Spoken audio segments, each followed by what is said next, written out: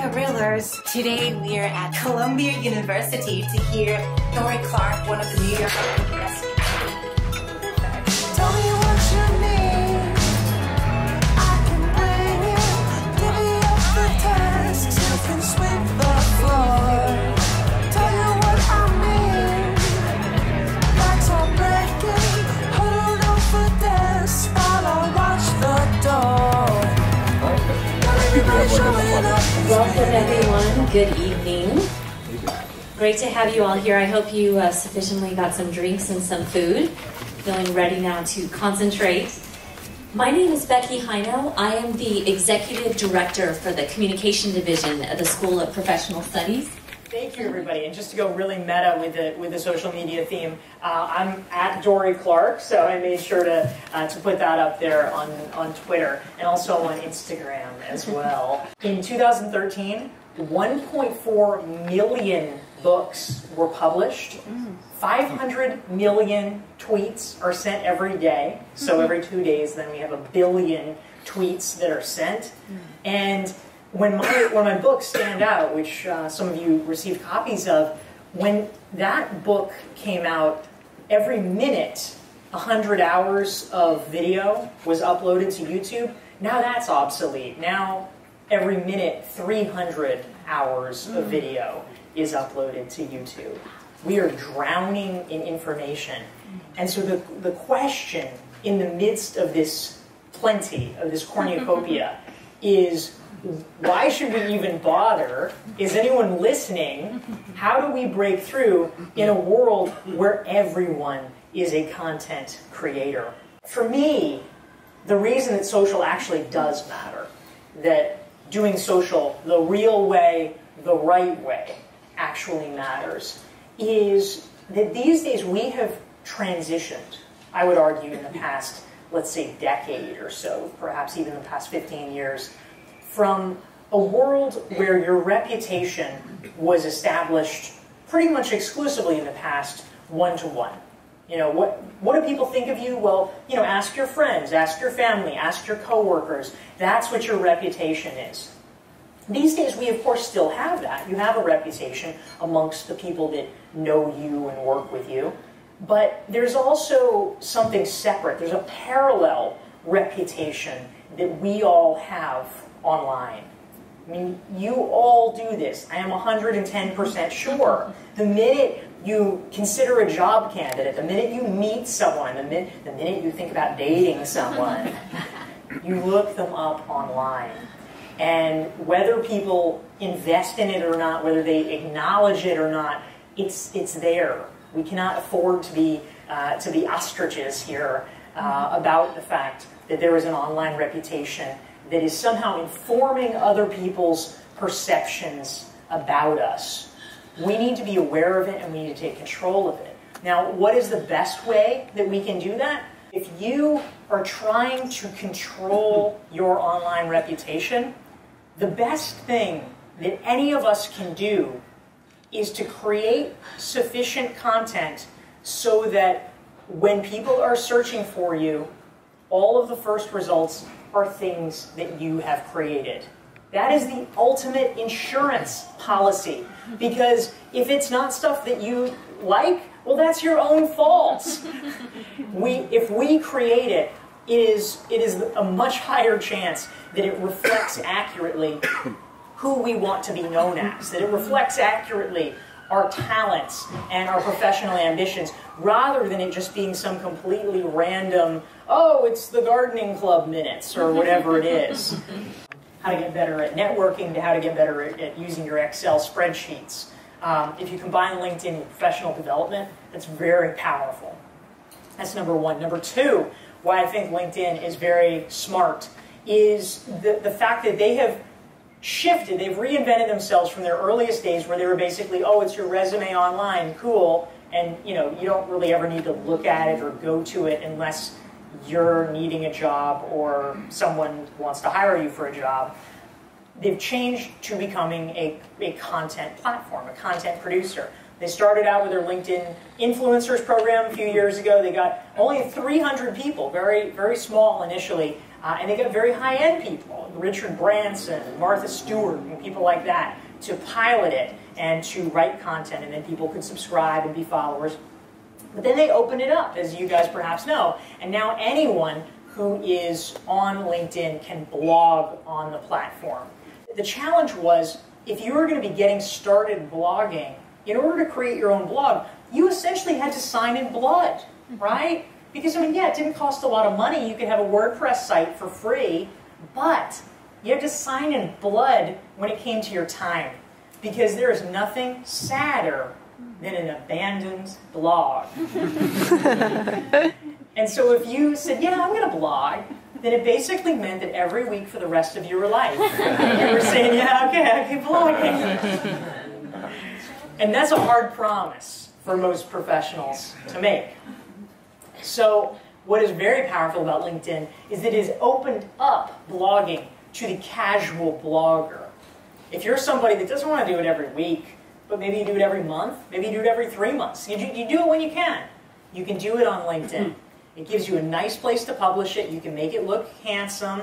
And in that moment, when people are most interested in you, when they're literally there on your profile checking you out, they can see your post and say, oh, let me see how she thinks about this. And they can say, oh, I like her perspective. That is very powerful. For 3.5 years, I had a blog that I did for Forbes. And I wrote literally hundreds of posts, close to 300 posts for them.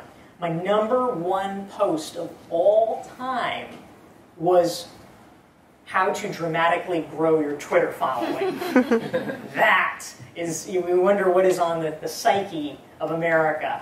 That is what's on the psyche, hundreds of thousands. Unless you're a celebrity or unless you're a CEO, most people are maintaining their own Twitter accounts. And that means you have a direct conduit to them. That can be extraordinarily powerful.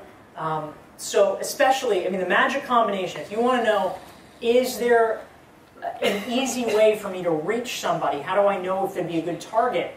Definitely if they have fewer than 10,000 followers and they are an active Twitter user, they are paying attention. They want to be active on Twitter. They are noticing who is retweeting their stuff. They are noticing who's messaging them. And you have a very high chance of a likelihood of success of them being willing to connect with you. And guess what? There are some executives that I have worked with. They are CMOs of major companies, major Fortune 500 companies, foundations, and they have like 1,500 followers. Nobody's hunting them down on Twitter. It is oftentimes uncharted territory there. So it's something to consider. So basic things, you know, how do you get more followers? Well, at a basic level, make sure you let people know that you're on Twitter. Social media could, if we let it, you could be 24/7. You could literally spend your entire life on social media, which I do not advise. The way that I try to make this work for myself is by pre-scheduling. There's a lot, and, you know, of course, you want to, you know, check in and do some things in real time as well to keep it lively.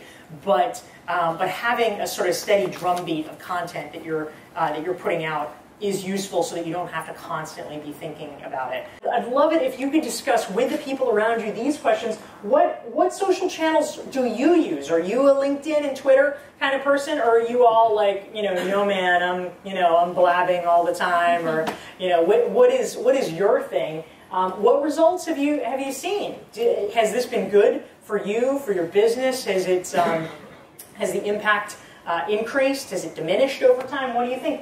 And what techniques are working for you? We want to hear your best practices. Like, a lot of times we'll launch a brand for a client, we'll do something really amazing, and together with our clients we do some really pretty remarkable work. But we want to start writing Medium articles of our point of view, of why this is a great project, and what people can learn from it. And then through, in our medium is Instagram, we're so visual, but we're promoting it in Instagram and Twitter and Facebook and whatever, and driving to that Medium article to kind of tell our story or tell that point of view. That sounds like an awesome strategy. Thank you for sharing, Travis. Hi, I'm Lori Hamilton, and I have a couple of different businesses. I am an actor, writer, producer of film stuff, and then I also do strategic consulting to support my drug habit, which is the film stuff. And so one of the questions that we were talking about is like, how do you use different media for different parts of your life? So for me, I use LinkedIn as my B2B place, and I've actually gotten great results by going into other people's chats and commenting on things. I've gotten a couple of clients out of that. And then I'm using Twitter as a way to talk to more of the artistic community because it tends to be a little bit younger and people are like retweeting, and it's a thing of showing like, oh, I met you at an audition, so now I follow you on Twitter and now we're friends, and they're like, oh, I got attention. You know what I mean? So it's kind of a different thing, and the challenge too is you don't want to be like so personal about everything that you care about. So we were talking about, one of the things I'll do is I'll say, because we did a study actually with some bloggers, and to be great on social media, what we found is it's like being a great dinner guest. Don't always talk about the same thing. So I'm like, I get a lot of content out of, wow, I met Dorie Clark, and hey, I went to this conference, and hey, I went here. People think I'm really smart because I'm telling them other smart people and what they did. So that's what we do. Fantastic. Thank you, Lori. That's perfect, and that's such a great tip. I'm a journalist. I'm from Peru in South America. Most of the time I use Twitter because they allow me short message very fast. But on another hand, in Facebook is a big community that all the time people be in Facebook, older, younger. It's interesting because sometimes, for example, nowadays, my country has presidential elections.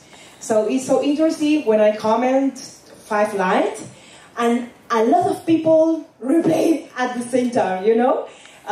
It's a heavy topic. It's a complex issue, but sometimes Facebook surprised me. Yes. Yeah, it's interesting. Facebook is really surprising, actually. It can be a fantastic tool. And I mean, I'm not thank you very much for that. I'm not focusing on Facebook here necessarily because it's not business specific, but I definitely do want to drive home the point that just because it's not business specific doesn't mean that it's not valuable for business. Just one early example of Facebook, this is probably 7 years ago now, I would post like quotes or like tips about business, like, the best way to do this is blah, blah, blah, like just my little business advice. And for a while I was posting those tips on my Facebook page. And a woman that I happened to be friends with on Facebook was a writer for a magazine, and she said, "Oh, hey," at a certain point, she just reached out to me and messaged me and said, "Hey, Dorie, I really like your tips. That's really interesting. Would you like to start writing for our magazine?" And so I said, "Sure." And so I started writing for her magazine, and then one of the articles that I wrote for it got noticed and read by a woman who was a radio producer, and so she invited me to be a guest on a radio program. And for like 3 or 4 years after that, I was a quite regular guest on this radio show as a result of the magazine piece, which was the result of my Facebook posts. So your social network actually can be valuable in unexpected ways. So I wouldn't in any way discount the power of Facebook. When it comes to standing out, the topic of my book, and you can stand out by being a curator. You absolutely can do that. A well-curated Twitter feed can be fantastic. But the ultimate way to stand out, if you really want to get known and build a name for yourself or for your business, that comes from content creation. You will get a disproportionate result if you do the thing that is hard, that fewer people are willing to do.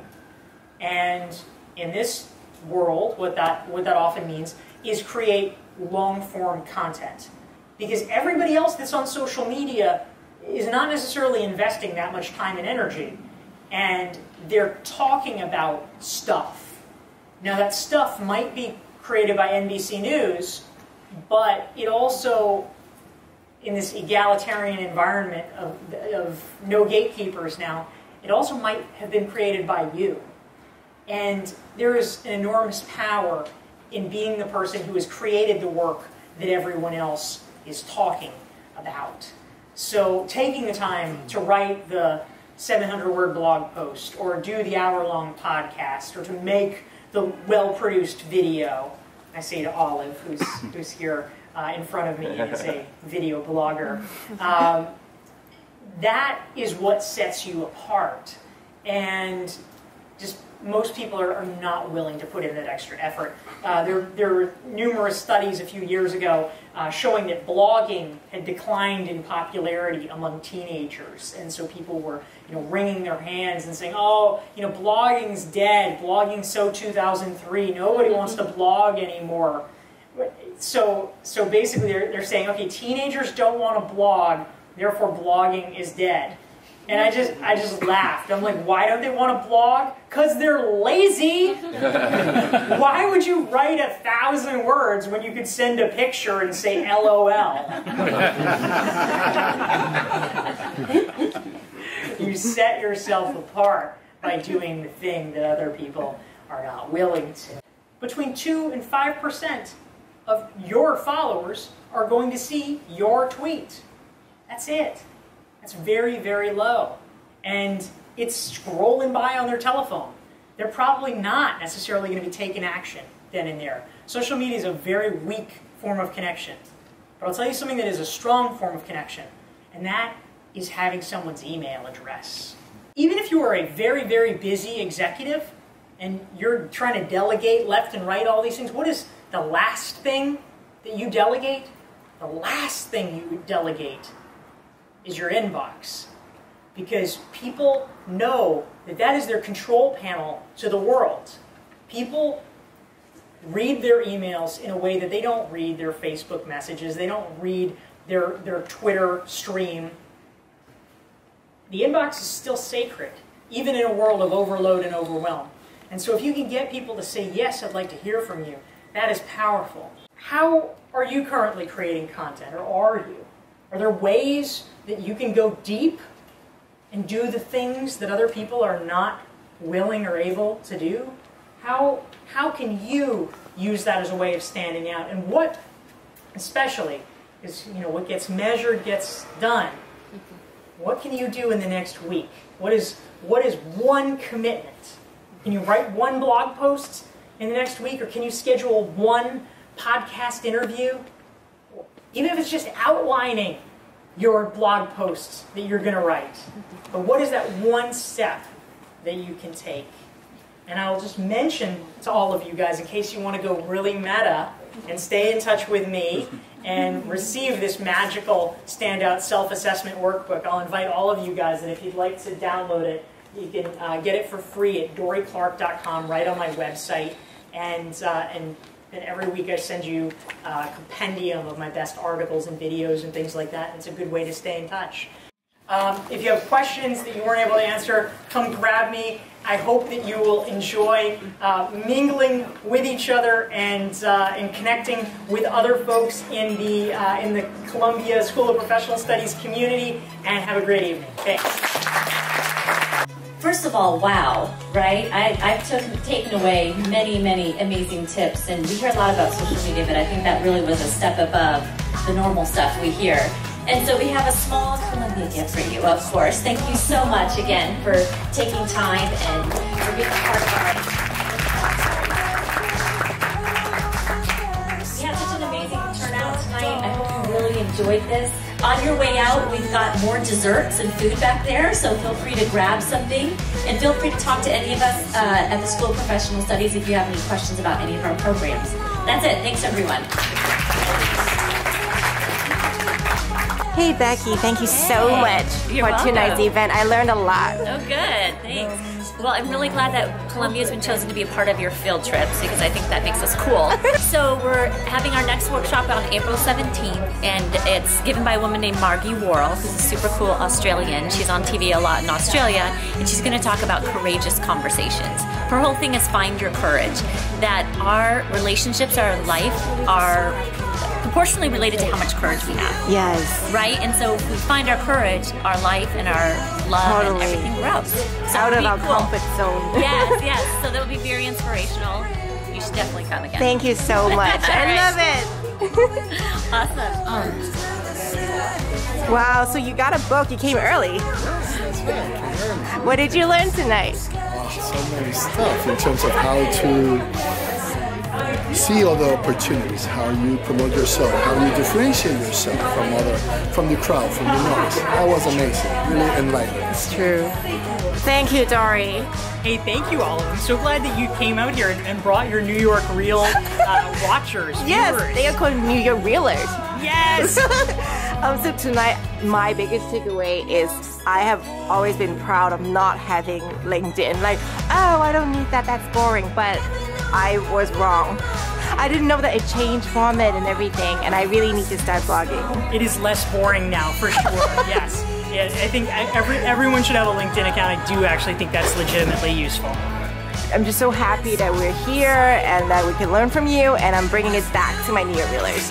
Thank you. Well, I'm glad to be a return visitor. You get to hang out with me last year in my apartment, and now we're on the road together. So for the next one, we'll have to take a road trip. I'm following you. We'll have to go to like Nashville or something together. Yes, I am just personally curious about your new book that you're writing. How much can you tell us?